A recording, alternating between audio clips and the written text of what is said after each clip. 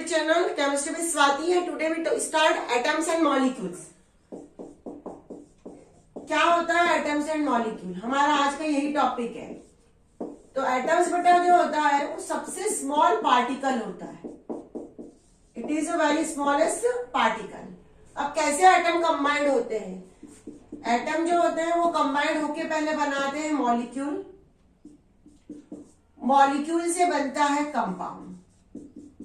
ये हमारी सीक्वेंस है। Atom combines and form a molecule, molecule combined and form a compound. अब atoms को डिफाइन करने के लिए बहुत सारे साइंटिस्ट ने अपने अलग अलग चीजें बताई, पर डाल्टन नाम का जो साइंटिस्ट था उसने सबसे पहले एटम्स के बारे में बताया। जो जो डाल्टन्स ने बताया उसको हम कहते हैं डाल्टन्स पोस्टुलेट। तो क्या क्या डाल्टन्स ने बताया? डाल्टन्स ने यह बताया atom is a smallest particle. Atom एक बहुत ज्यादा स्मॉल पार्टिकल है, टीनी पार्टिकल है। किसका है? हम पूरी बात कर चुके हैं मैटर के बारे में। तो मैटर का सबसे छोटा पार्टिकल जो होता है वो कहलाता है एटम्स। एटम जो होता है it can not be created not destroyed. इसको ना तो कोई क्रिएट कर सकता है ना तो कोई डिस्ट्रॉय कर सकता है। Atoms always combine in whole number. हमने कभी किसी कंपाउंड का ऐसा कोई फॉर्मूला देखा है जिसमें डेसिमल आया हो? नहीं। जैसे हम CO2 लिखते हैं, H2O लिखते हैं, हमने कभी H2 यहाँ पे जो लिखा है H2 तो ऐसा लिखा है क्या 1.9 हो? ऐसा कभी नहीं लिखा है, डेसिमल में कभी नहीं लिखा है। इसी का ये जो पोस्टुलेट, इसी का मतलब यही है कि एटम जो होता है वो हमेशा होल नंबर में होता है, कंबाइन इन होल नंबर। उसके बाद कोई मॉलिक्यूल को या कंपाउंड को बनाने वाले सिमिलर एटम्स है। If similar atoms combine they have a similar chemical properties. Similar chemical properties कैसे? जैसे हमने सभी ने नाम सुना है O2 का। इसको जो है इसको एक्सप्लेन कर रही हूं मैं। O2 का नाम सभी ने सुना है। O2 किससे मिलकर बना है? 2 O से। दोनों ऑक्सीजन की प्रॉपर्टी क्या रहेगी? सिमिलर रहेगी। अब अगर एक और पोस्टुलेट, ये 3-4 पोस्टुलेट मैंने लिखे हैं एनसीईआरटी बुक में, आपको ये सभी पोस्टुलेट दिए, मैं सिर्फ इसको एक्सप्लेन कर रही हूँ।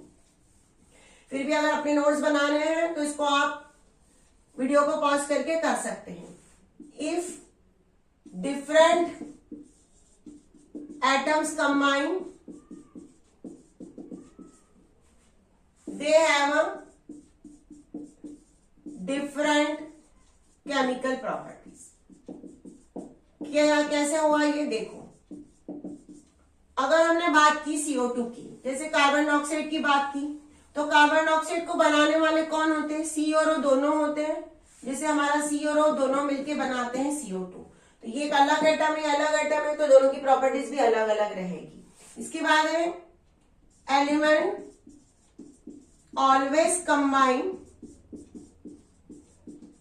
इन ratio by mass is fixed. जैसे कोई भी कंपाउंड की बात करें हम, तो उसमें जो अमाउंट होगा वो क्या रहेगा? एटम्स का फिक्स रहेगा, हम उसको चेंज नहीं कर सकते। जैसे किसी ने कहा H2O है तो यहाँ पे 2 है, यहाँ पे 1 है। ऐसा नहीं कि H3O हो गया, H4 हो गया, ये बात कभी भी नहीं होगी। ये डाल्टन्स के पोस्टुलेट थे। इसके बाद law of conservation of mass. Law of conservation of मास ये कहता है कि एटम को ना तो कोई क्रिएट कर सकता है ना तो कोई डिस्ट्रॉय की कर सकता है। Law of conservation of mass. Atoms cannot be created nor destroyed. ना तो उसको कोई क्रिएट कर सकता है ना तो उसको कोई डिस्ट्रॉय कर सकता है। जैसे हमने C+O2 लिया तो हमने बनाया CO2। C का मास कितना होता है? 12 होता है। ऑक्सीजन का मास होता है 16, यहाँ पे हमने 2 लगा दिया ये। तो अब ये हमारा जो है ये क्या कहलाता है? रिएक्टेंट, जो केमिकल रिएक्शन में पार्टिसिपेट करता है। क्या बोला मैंने? जो केमिकल रिएक्शन में पार्टिसिपेट करता है वो कहलाता है रिएक्टेंट, और ये क्या है? प्रोडक्ट। जो केमिकल रिएक्शन में फॉर्म होता है, जो केमिकल रिएक्शन में फॉर्म हो जाए वो कहलाएगा प्रोडक्ट। तो हम यहाँ पे देखें तो इसका मास कितना होगा रिएक्टेंट का? ये जो हमारा रिएक्टेंट इसका मास होगा 32, यहाँ पे तो 44 ग्राम। अब ये फॉर्म हुआ, इसका मास देखेंगे हम यहाँ पे तो ये भी हमको मिलेगा वही 44 ग्राम। तो रिएक्टेंट का मास और प्रोडक्ट का मास क्या है? इक्वल है। तो यही कहलाता है law of conservation of mass. Mass can not be created not be destroyed. इसके बाद है सेकेंड है लॉ ऑफ कांस्टेंट प्रपोर्शन। क्या होता है लॉ ऑफ कांस्टेंट प्रपोर्शन? देखो ध्यान से, लॉ ऑफ कांस्टेंट प्रपोर्शन ये कहता है कि जब भी कोई कंपाउंड बनता है तो उसमें जो एलिमेंट्स होते हैं वो बाय मास फिक्स रहते हैं। Law of constant proportion in a compound elements are always present in ratio by mass. जैसे हमने कहा H2O, तो हम पानी वाटर तो कहीं का भी पीते हैं, यूएस का पीते हैं, यूके का पीते हैं, इंडिया का पीते हैं, ऑस्ट्रेलिया में पीते हैं, ऑस्ट्रेलिया का पानी पीते हैं, पी सकते कहीं जाए तो, या हमने समुद्र का पानी ले लिया, नल का पानी ले लिया, वेल का पानी ले लिया, कुएं का पानी ले लिया, एक्वागार्ड का पानी ले लिया, तो उसमें हमेशा H2O का रेशो फिक्स रहेगा। यहाँ पे हाइड्रोजन कितने हैं?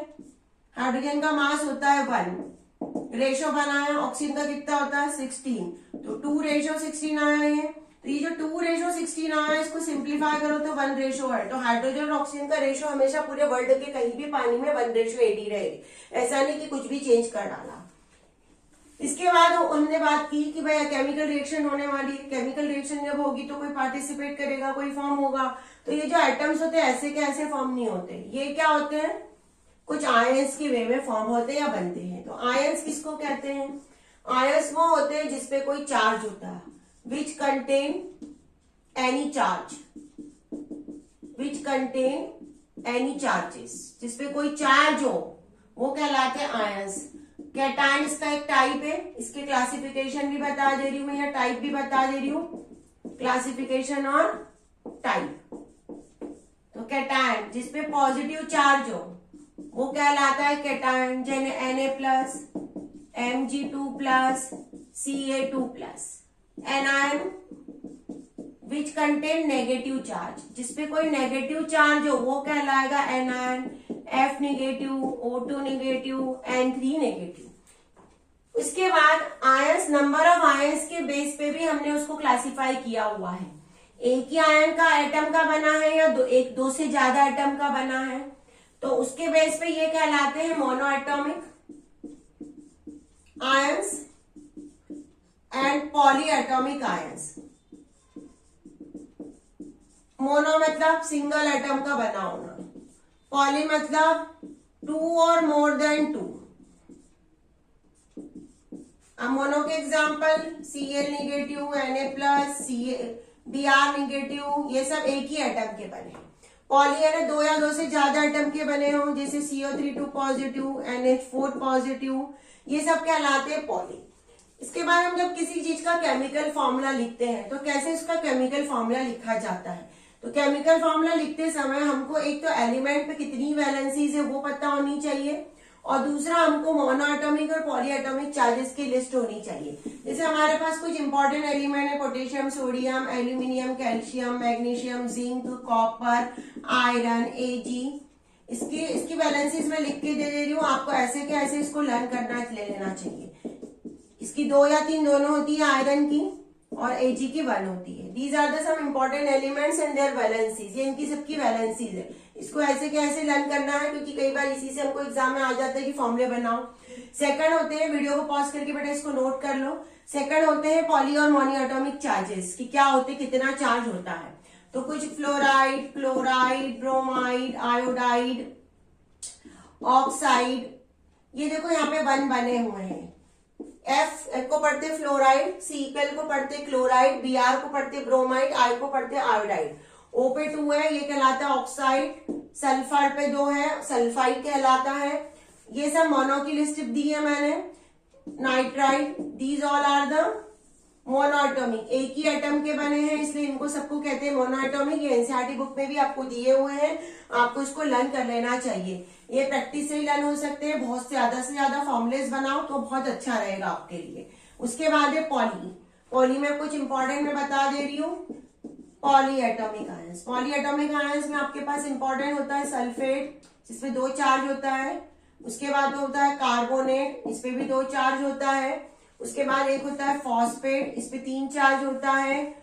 OH हाइड्रोक्साइड, इस पे 1 चार्ज होता है। HCO3 हाइड्रोजन कार्बोनेट कहते हैं इसको। ये कुछ मैं बेसिक चीजें आपको बता दे रही हूँ, these are the very basic and important, so you have to learn it. ये आपको एग्जाम में आने के चांसेस होते हैं, कई बार एग्जाम में इसी से क्वेश्चंस आ जाते हैं। नाइट्रेट, ये सब इंपॉर्टेंट है, मोनोएटॉमिक एंड पॉलीएटॉमिक। अब हम फॉर्मुलेस कैसे बनाएंगे, मैं 1-2 के फॉर्मुलेस आपको सिखा दे रही हूँ। यहाँ पे एक रफ रिवीजन है ये आपके लिए एग्जाम के पहले। जैसे आपको किसी ने कहा सोडियम हाइड्रोक्साइड का फॉर्मूला लिखो, एग्जाम में यही क्वेश्चन आया सपोज कि write down the formula of sodium hydroxide. तो सबसे बड़े सोडियम का सिंबल आपको पता होना चाहिए N है, हाइड्रोक्साइड का OH, सोडियम पे होती है वैलेंसी 1, हाइड्रोक्साइड पे होता है चार्ज 1। यहाँ पे याद रखना है कि माइनस प्लस नहीं लिखना है कुछ भी, आपको अगर माइनस चार्ज है तो भी नहीं लिखना है। अब ये इसके पास जाएगी, ये वैलेंसी इसके पास जाएगी, पर यहाँ पे ऐसा नहीं जाएगा। क्यों? क्योंकि 1 से 1 कैंसिल हो जाएगी, तो हमारा फॉर्मूला आ जाएगा NaOH। अब सेकंड किसी ने कहा मैम कैल्शियम हाइड्रोक्साइड बना के बताओ, तो कैल्शियम हाइड्रोक्साइड हमने यहाँ पे लिखा, कैल्शियम का सिंबल होता है CO, हाइड्रोक्साइड का होता है OH। कैल्शियम पे चार्ज होता है 2, OH पे चार्ज होता है 1। ये 2 इसके पास जाएगा, 1 इसके पास जाएगा, क्योंकि यहाँ पे वैलेंसी सिमिलर नहीं है तो कट नहीं होगी। तो Ca ब्रैकेट में लिखेंगे OH और OH के बाहर लिखेंगे 2। ये ब्रैकेट बनाना जरूरी है, ब्रैकेट नहीं बनाओगे और अगर सपोज आपने आंसर लिख दिया ये OH2, तो मतलब H पे 2 है, O पे 2 नहीं है, तो ये गलत हो जाएगा आपका आंसर। अब आपको किसी ने कहा मैम बनाओ पोटेशियम फॉस्फेट, जैसे मैंने कहा पोटेशियम फॉस्फेट बनाओ, तो क्या बनाओगे potassium phosphate? Potassium phosphate, potassium लिखा K, फॉस्फेट लिखा PO4। पोटेशियम पे होता है चार्ज 1, फॉस्फेट पे होता है 3। ये ऐसा लिखा, फिर K लिखा, ब्रैकेट बनाया, PO4 और यहाँ पे 3। ये आपको ऐसे प्रैक्टिस करनी है बहुत अच्छे से। पूरी बुक में आपके पास बहुत सारे लिस्ट है, बहुत सारे एक को आप बहुत बार यूज करके बना सकते हैं। इसके बाद एक क्वेश्चन आता है कई बार एग्जाम में, एटोमिसिटी। क्या होता है एटोमिसिटी? किसको कहते हैं? Number of atoms present in compound. किसी कंपाउंड में कितने एटम्स प्रेजेंट है, इसको हम कहते हैं एटोमिसिटी। जैसे आपको किसी ने कहा CO2 में एटोमिसिटी निकालो, CO में कितने कार्बन दिख रहे हैं? 1। ऑक्सीजन कितने दिख रहे हैं? 2। तो टोटल इसकी एटोमिसिटी कितनी आ जाएगी? 3। तो इसकी एटोमिसिटी आ जाएगी 3। जैसे किसी ने कहा मैडम O2 में लिखो, तो O2 में तो सिर्फ 2 ही मिलेगी। किसी ने कहा मैडम HNO3 में बताओ कितनी एटोमिसिटी है, मैंने आपको बोला H, N और यहाँ पे 3, तो टोटल 5। तो ये एटोमिसिटी इस वे में निकाली जाती है एग्जाम में। इसके बाद एक होता है मॉलिक्यूलर मास निकालना। कैसे हम किसी कंपाउंड का मॉलिक्यूलर मास निकालते हैं? तो मॉलिक्यूलर मास निकालने के लिए आपको सबसे पहले तो कुछ कंपाउंड्स एलिमेंट के मास पता होना चाहिए। जैसे हाइड्रोजन का 1 होता है, जो इंपॉर्टेंट है मैं लिख के दे रही हूँ। ऑक्सीजन का 16 होता है, कार्बन का 12 होता है, नाइट्रोजन का 14 होता है, एस का 32 होता है, Na का 23 होता है, Cl का होता है 35.5। ये सब कुछ बेसिक चीजें हैं जो आपको पता होनी चाहिए। अब किसी ने कहा मैडम C2H4 का मॉलिक्यूलर मास निकालो, तो सबसे पहले लिखोगे मॉलिक्यूलर मास। स्टेटमेंट बहुत इंपॉर्टेंट होता है क्योंकि हम यहाँ पे रिटन एग्जाम दे रहे हैं। C2H4 इज इक्वल टू, इसको बेटा टेबल को पूरा नोट कर लेना वीडियो को पॉज करके। सबसे पहले स्टेटमेंट लिखोगे molecular mass of C2H4 is equal to, यहाँ पे सबसे लिखोगे एटॉमिक मास ऑफ कार्बन। क्यों कार्बन लिखा? क्योंकि सबसे पहले Ca हमारे को जो कंपाउंड दिया उसमें, अब इसको एक ब्रैकेट बना दो। कितने कार्बन दिए? 2, तो इसको 2 को बाहर लिख दो, प्लस अब इसके बाद लिखेंगे एटॉमिक मास ऑफ हाइड्रोजन। कितने हाइड्रोजन दिख रहे हैं? 4, तो ये 4 लिख दी है, ये 2 बाहर। कार्बन का मास कितना होता है? 12। 4 हाइड्रोजन का कितना होता है? 1। 12 2 24 प्लस 4, ये क्या आ जाएगा 28। और यहाँ पे यूनिट लिखना है, केजी नहीं लिखा जाता है, क्या लिखा जाता है यूनिट। ये क्वेश्चन मैंने आपको करके दिया। सपोज दूसरा कोई कैसा क्वेश्चन एग्जाम में आ जाए, देखो ध्यान से। जैसे आपको किसी ने कहा H2SO4 का निकाल, तो सबसे पहले क्या लिखोगे, molecular mass of H2SO4 is equal to, मैंने 2 पहले ही कर दिया क्योंकि हाइड्रोजन के साथ 2 है, atomic mass of hydrogen plus क्या दिख रहा है सल्फर, तो लिखोगे atomic mass of sulphur plus क्या दिख रहा है ऑक्सीजन, कितनी बार है 4, तो 4 को बाहर लिख दिया, एटॉमिक मास ऑफ ऑक्सीजन। आप पूरी बराबर लाइन से लिखोगे। अब 2 किसका एटॉमिक मास है, हाइड्रोजन का होता है 1 प्लस सल्फर का कितना होता है 32, 4 ऑक्सीजन का कितना होता है 60। ये पूरा ऐसा लिख दिया मैंने यहाँ पे, 2 1 जा 2, 32, 16 4 जा 64। इसको हम जब ऐड करोगे कितना आ रहा है, इसका आंसर मिलेगा 98 यूनिट। क्या लगाया मैंने, यूनिट। यूनिट लगाना जरूरी है। That is the way to find out the molecular mass. किसी का मॉलिक्यूलर मास निकालने का एक तरीका होता है। अब कई बार एग्जाम में हमको ये आता है कि find out the ratio by mass in the following compound. एक क्वेश्चन ऐसे भी आता है, find out the ratio by mass in the following compounds. तो कैसे हम रेशियो बाय मास निकालेंगे, ध्यान दो। जैसे आपको कहा CO2, कार्बन का कितना मास होता है 12, फिर रेशियो का सिंबल बनाया 2। ऑक्सीजन का कितना मास होता है 16, 12, रेशियो वैसे के वैसे 16 2 जा 32।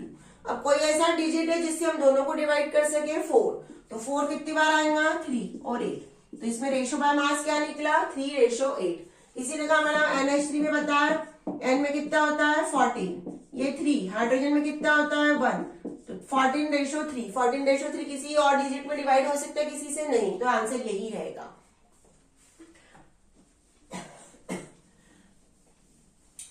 तो इस तरह के क्वेश्चन आपको सॉल्व करने हैं। जो लॉ ऑफ कंजर्वेशन ऑफ मास है, इसमें कई बार हमको एक न्यूमेरिकल टाइप के ऐसे क्वेश्चन भी आते हैं एग्जाम में। जैसे आपको कोई इक्वेशन दे दी ऐसी, और स्टेटमेंट भी दे दिया इससे बना के, और कहा कि इसका लिखो। तो जैसे ये हमारा रिएक्टेंट है, ये हमारा प्रोडक्ट है। अब मैंने कहा इसका 4 ग्राम है, इसका मैंने कहा कि 2.9 ग्राम ऐड हो रहा है, और मैंने कहा कि इसका निकालो, और वाटर का हमको दे दिया है यहाँ पे 1.2 ग्राम। तो हम कैसे निकालेंगे, तो हम यहाँ पे मान लेंगे इसका कितना है x ग्राम है। तो mass of reactant is equal to mass of product, क्योंकि अभी मैंने कहा ये क्या है रिएक्टेंट और ये क्या है प्रोडक्ट। और लॉ ऑफ कंजर्वेशन क्या कहता है, according to law of conservation of mass of reactant is equal to mass of product. कौन है reactant 4 plus 2.9 is equal to, इसको माना x, ये क्या है 1.2, इसको अब ऐड करेंगे तो क्या आ जाएगा 6.9 is equal to x plus 1.2। इसकी वैल्यू निकाली, इसको सब्सट्रैक्शन में ले जाओ, 1.2 इज इक्वल टू x क्या हो जाएगा 5.7 ग्राम। आंसर क्या आएगा हमारा 5.7 ग्राम। तो इसका जो आंसर है वो क्या निकला हमारा 5.7 gram. That is related to law of conservation of mass. वैसे कांस्टेंट प्रोपोर्शन से भी न्यूमेरिकल्स आते हैं, तो यहाँ पे 2 तरह के न्यूमेरिकल आने के बहुत ज्यादा चांसेस है आपको, तो दोनों तरह के न्यूमेरिकल्स आपको एग्जाम में करते आने चाहिए। तो these are the some basic things about the atom and molecule. एक बार आपको बस इसको रिविजन कर लीजिए तो बहुत हेल्प हो जाएगी, तो पढ़ते रहिए। अगर कोई डाउट है तो हमारा कमेंट्स बॉक्स आपके लिए हमेशा